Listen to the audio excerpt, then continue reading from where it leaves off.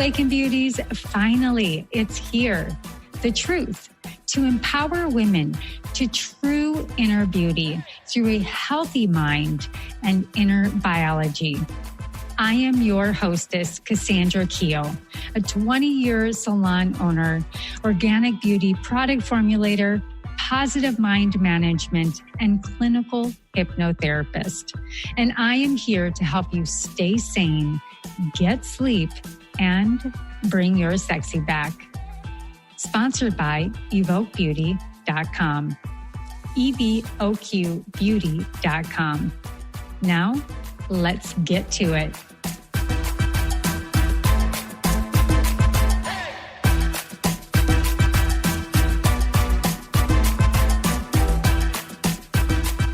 Welcome to the Awaken Beauty podcast.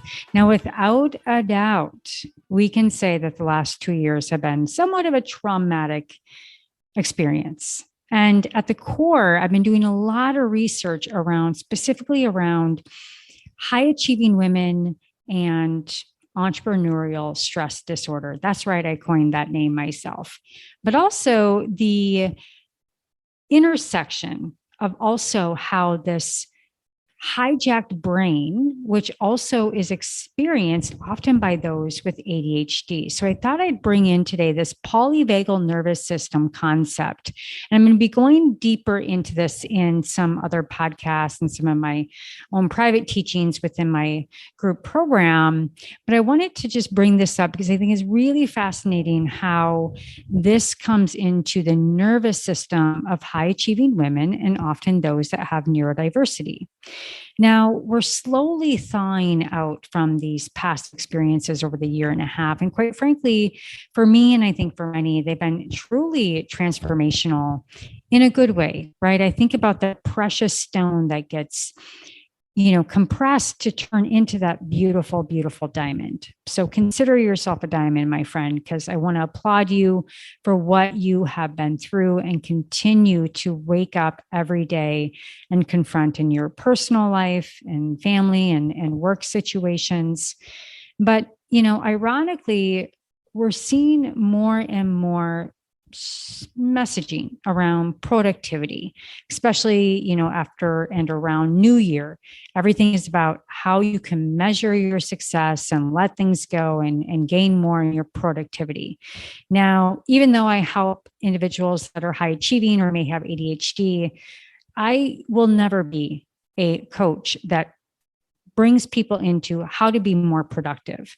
Because what's productive to you is very different for what's productive to me and at what cost. And this is what I am going to be speaking more about in future podcasts, especially around the polyvagal theory and trauma, is at what cost, right?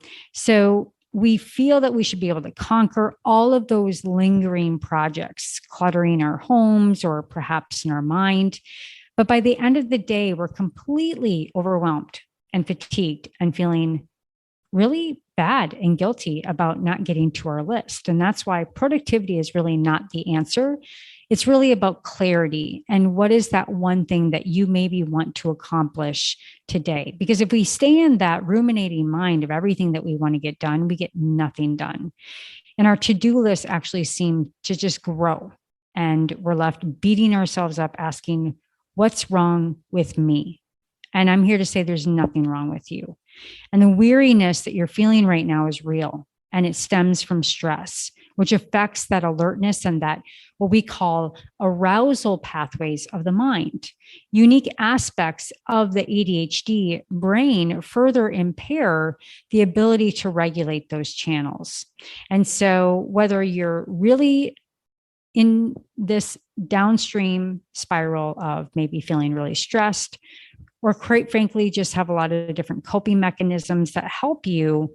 And you perhaps may think that you may have ADHD, diagnosed or not. It really doesn't matter. But we're going to talk about stress and the emotional regulation and the polyvagal nervous system in a really interesting way. So here is why you can't get anything done right now, or feels like you can't get anything done. And here's a couple primers around the brain and the neurobiology of the ADHD brain. Now, everyone experiences stress uniquely, as well as ADHD. And the chaos and intensity of what's going on in our world. And I often tell my clients that we're experiencing elevated frequency rates, meaning the world and the frequency in the world is traveling very, very fast. So that's why it's so important to have grounding techniques. So as everything around us continues to move and to shift, and we are called to move and shift more quickly, if you ride that wave, it's much easier and to feel through the emotion that it is to try to suppress it, right?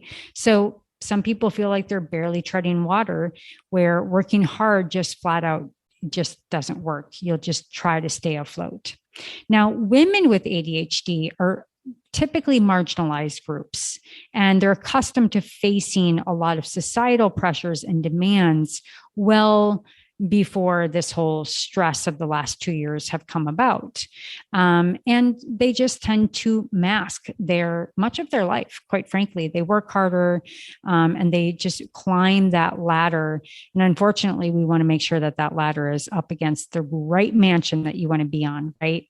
So let's tap into the ADHD brain and the struggle with emotional regulation, because it is a real deal, my friends. Now, people with neurodiversity are easily flooded. They tend to be highly emotional and they have a low frustration tolerance. And so in this period of heightened emotions, it's really no wonder that for anyone really, that those emotional facets of our brains make coping feel very overwhelming as well. And the ADHD brain struggles to regulate the arousal states as well.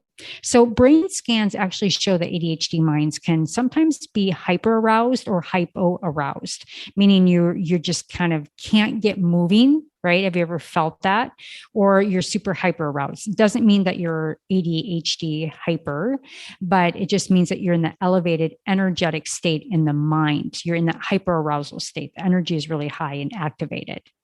So it explains why individuals with neurodiversity fall asleep when they're really understimulated. And it's not about fatigue really at all, or freeze up perhaps when overstimulated, because the issue is that our arousal states are also dramatically and drastically impacted by stress. So you think of that tolerance level, you're really way above it or you're way below it. And that's the way of the body's coping mechanisms, how it's neurobiologically wired. Now, the ADHD mind and or stress mind also has a tendency to really wander a lot. And where neurotypical brains, what we call normal, which I totally disagree with. I think we're all normal. We just have different wirings.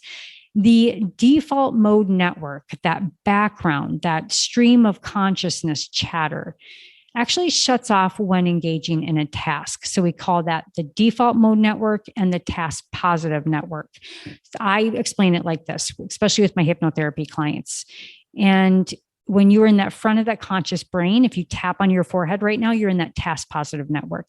You're focused, you're in motion of getting something consciously and focused, and you're getting it done. Where the default mode network, you're in the back of the brain and you're kind of ruminating. So, for the brain, that switch doesn't really happen so smoothly. So our minds can kind of get stuck in that default mode network where you're just kind of ruminating or you're daydreaming or you're in a space of anxiety.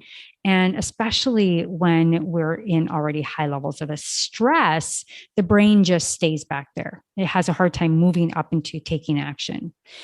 And so to better understand why these stressors are particularly paralyzing, even more so with a neurodiverse mind, is that we can relatively relate it to what we call a new concept, but it's not new, in the world of neuroscience and psychology, which is the polyvagal and window of tolerance theory. Now, somatic therapy can also be put in this. I use the polyvagal in all of my practices, and I can now start to sense when people are in those states. It's almost like a ladder. You're going up the ladder and down the ladder. And so there's this window of tolerance. And the polyvagal theory is really in part that we all inhabit neutral like spaces in which we feel we're present, we're content, we're really able to be with you, we're able to engage, and we're what we call our quote unquote hashtag best self. Now, in so many terms, we are on in this optimal state, which requires us to feel some level of safety, keyword safety, and comfort. And in the language of polyvagal theory, this window is called the ventral vagal state. Now, the vagal refers to the vagus nerve. It runs from the brainstem down to the gut, and it expands out and is basically your nervous system that either turns on inflammation or brings down inflammation, turns up the hyperarousal or hypoarousal. And each of those ends of tolerance are in that zone of hyper or hypo. And when we experience stress, as we are now in many of our lives, especially around the holidays and moving into the new year and post new year, we go into this hyperarousal zone. And this is where that sympathetic nervous system is activated and our fight or flight responses are triggered. So sympathetic, fight or flight, triggered response. And in this zone, we feel anxious, we're reactive, we get triggered, we're irritable, all of the above, right? In the bodily sense, in that primitive brain, my friendly hunters, we're threatened. So when we spend more time in this heightened state and can't seem to escape our stressors, as if it's happening right now from a past trauma, or you just can't escape that, we go into flooding, we go into overwhelm. And this is when we enter the zone of hyperarousal, or I should say hypoarousal. The hyperarousal is in the activated, elevated fight or flight. And hypo, so this is a really good way to remember it. Hypo, you think lethargic, you're going to go to the bottom, right? So you go into that escape and that hypoarousal. And that's what we call the dorsal vagal freeze state. So we can really look at this zone and we can get into this zone of protective path of last resort. So what we do is when we go low, we numb out. We feel disassociated. We're unable to act. We effectively just shut down. So hypo, shut down, dorsal, vagal, freeze. Hyper, arousal, fight or flight. Upper, anxiety, high energy. Got it? So this is all about that window of tolerance. So if you were to look at, a graph, and you can go ahead and Google the window of tolerance, that zone of hyperarousal on the higher end, which would, let's give it the color red so you can visualize it. It's that fight or flight sympathetic nervous system. It's activated. There's anxiety here. There's impulsivity. There's reactivity. You're feeling threatened, which is super appropriate when you feel threatened, right? But in this state, we can't connect with other people. Now, in that window of tolerance where we're neutral, where let's just call it the green color, we're really present and engaged. We're in that task positive network. We're able to access our creativity and our problem solving. We're really connected and we're safe and we're social. Now, when we move into that compensating zone of hypoarousal, we're freezing into that dorsal vagal. And we're numbing out, we're shutting down, we're protecting ourselves, right? We're disconnected from our own self and others, and we can't act. So the brain, even without a situation like we've had in 2 years, sure seems to bounce frequently between these two zones, especially if you have ADHD. And we tend to really gravitate to the hyperarousal space because it really satisfies that craving that we have for, that's right, stimulation. Love you, dopamine. And because we are really struggling with that emotional regulation, it can be really, really hard because we're often able to return to that neutral window and we do our best to avoid that zone of hypoarousal. We do not want to be bored. We do not want to be, many people will say people with ADHD are lazy. Totally not true. right? Now, there is states where you can move into that hypoarousal. Those are compensating behaviors. And sometimes neurobiologically, that state is sometimes a wired effect. But we tend to be more on that hyper state, that high frequency energy. So something here also to remember energetically is that we are really facing a collective trauma. We are bringing in the essence of we are all in this ocean, we're each a wave of our own expression, but we are truly collectively experiencing this collective trauma. So, all of that is also to be really, really just really attuned to, because we're sharing that. And that's why it's good to go into your heart chakra, into your heart and heart brain, and really practice putting your hands over your heart, doing deep breathing and disconnecting from what is not yours, and really owning and asking yourself the curious questions. What is mine? And if I'm feeling this sensation of imbalance, maybe asking, is that mine? Is that for me to own? Right. And really, the essence here is to find our way back to that window of tolerance, the polyvagal window of tolerance, where we shift that stress response back into that window of tolerance. And I really wanted to share what that hyper and hypo state is, how we tend to fluctuate in those a little bit more intensely because we feel more intensely, and how to start to self-regulate, getting yourself back into that middle line, that hypo arousal. So, with that said, I want you to just take this pause and this notice, right? Another name for pausing is mindfulness, whatever works for you. Doesn't need to be a meditation. But what works for you to get yourself back out of those stimuluses, where the choice lies? And I do a really lovely exercises in my hypnotherapy. So if you ever want help with this, I can help you bring yourself back into consciousness.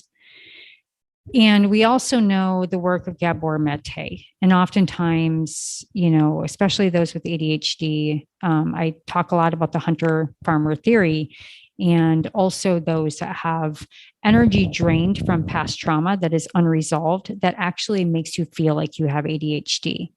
But irregardless of whatever the causation, right, the cause effect, going into the polarities of the universal law, I always want to be on the cause side versus the effect. So the more conscious we are, the more we can unload and release those traumas. Now, they never fully go away, but you're aware of how you are tolerant to them and react to them. And that's okay. It's part of your story. There's nothing to suppress and move and try to dissect and cut off. Because again, that's going back into a trauma response. We integrate. Now, the ADHD brain, as we know, does not automatically do well at putting on the brakes. But when we practice pausing, we are able to create the space, become conscious, make the unconscious conscious, and regulate and reason against those stressors. So the last thing I wanted to share is all about safety. As a woman, as someone that has been taken from many times, both financially, physically, there are many areas in our lives where we have not had safety, especially going back to the household. But I want to tell you, you're safe here right now. You're safe here with me. And creating safety, we feel safest in that window of tolerance. So creating that sense of safety in your ecosystem when you're weathering different storms can help our mind regain that needed recovery and also that sense of control. And there are 3 areas to focus on when thinking about safety. Okay. There's emotional and mental safety. So with pausing, we're creating that emotional and mental safety, meaning we're literally taking time and space to regulate. Super important. I create that in my group coaching programs, where we are literally getting together to co-regulate, to talk, to brainstorm. And it drains that flooded feeling. And it helps our nervous system come back down And it's so crucial to work into our days, those fragments of time with ourselves, right? So also that can bring a lot of play too. So environmental safety or ecosystem, physically changing your space, creating a timeout area in your home, away from the kids, setting boundaries around social media, the news. That is environmental safety. What is safe to you? So start thinking about stress in your home environment or work environment. And what does that look like for you? Colors, making sure there's unstimulating colors and blues and whites and grays, and just really brings you into that warmth. And the last piece here is really relational safety. And we need to create that time and space for ourselves without being tied to our children, to spouses, to work, right? Doing this is really, really hard, especially for women, because we're socialized. We're really people pleasers, right? We keep the peace amongst our world. God bless you, women. We save the world from the most traumatic events underneath, the guise of capitalism sometimes. But I am not a anti-capitalist. I'm actually everything around capitalism, but so that we can restore capitalism, meaning equal and fair trade for what you give and what you get. And I believe that we're on our way to that. But that's another podcast, and that's a whole nother dialogue around economics, spirituality, and frequency. But relational safety. So telling your kids or your partner or others when you're creating space for yourself is both inquiring your nervous system and also sharing your ecosystem that you are now taking a time out, right? So it is an active, it's very intentional. And so you're not just walking away, you're not just closing the door, but you're helping your own nervous system and your relationship with others understand your relational safety and timeouts that you need. Oh my goodness. All right. So last but not least, I am a biohacker at heart. And there are some wonderful studies. If you go back in the Awaken Beauty podcast and go back to the Polyvagal interview that I've done, it talks a little bit more on how to engage the polyvagal nervous system. Simple things, my friends. So for mind-body activities to really bring in that somatic experience and that body sensation to really snap that stress response back into the new neutrality is take a cold shower, do a body scan, pay attention where your body feels that tension and try to bring those good and flooded good memories into that spot and ground them down into the universe. Deep breathing stimulates the vagus nerve. So focusing on long, strong exhales really activates it. So hold it as long as you possibly can, 7 to counts as possible, and just release that exhale as long as you can. And then grounding yourself in sensory experiences, wrapping yourself in a weighted blanket or walking barefoot on the grass and getting those positive and negative ions, practicing gentle movement like dancing and stretching and qigong and slow walks. And last but not least, to seek positive stimulation, cooking, gardening. I really love massage. It activates my oxytocin. Right. And for ADHD people, my friends in particular, it's essential to keep that dopamine flowing in healthier ways that aren't going into that hyper stimulation, right? It becomes an addict of always wanting to then fleet, which then becomes an addiction of that dopamine, that hit to get us into that state of relief. And it's a short term of relief, but it doesn't pay us off long term, my friends. It just burns us out. So with that said, I hope you enjoyed a different view around what that really looks like as far as the introduction to the polyvagal nervous system. And I will absolutely be sharing more of this in the future. And we'll be going over that full ladder of what that ventral nervous system looks like. And this is just, it's not cutting edge science. It's been around for a while, but it's really important that we understand the implications. Now, I do have another podcast on the polyvagal nervous system as well on the Awaken Beauty podcast. But if you have any questions or you need any additional support, please do reach out to me. And I'm sending you all of my love. I'm sending you all of my light.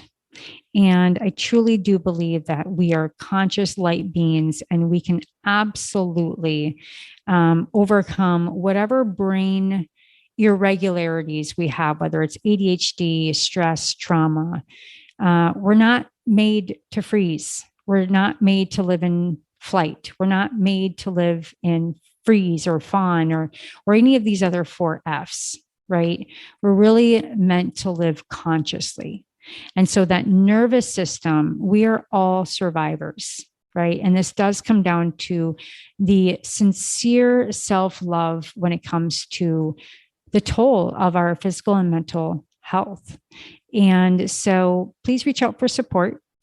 Please reach out to someone that is either licensed or understands these different ways of somatically experiencing the top dorsal vagal, the sympathetic, which is in that middle range, and that ventral vagal, which is on that low part, where we can start to really regulate and deactivate that stimulation that really deteriorates our health.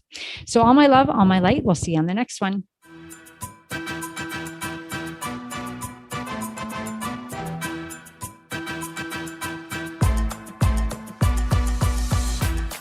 Well, hello, Awaken Beauty. Thank you so much for joining the show today. Were you inspired? Please leave a comment or your own personal aha moment so others can capture exactly what you did.